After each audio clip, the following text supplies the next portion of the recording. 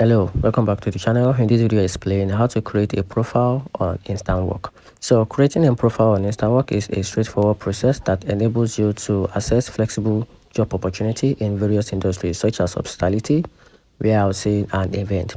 So begin by download the Insta app from the App Store or Google Play Store, then sign up using your phone number or email address.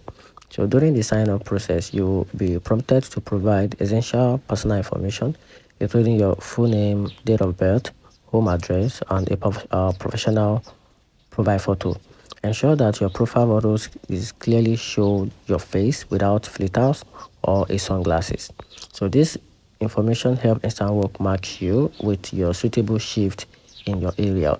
Next, you will need to specify the type of position you are interested in, such as a cook, a bartender, or a warehouse associate.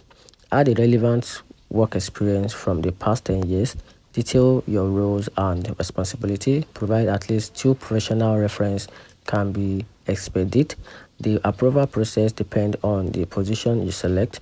You may be required to complete a short quiz to assess your skills and upload the necessary certification like a food handler card or a tips certification.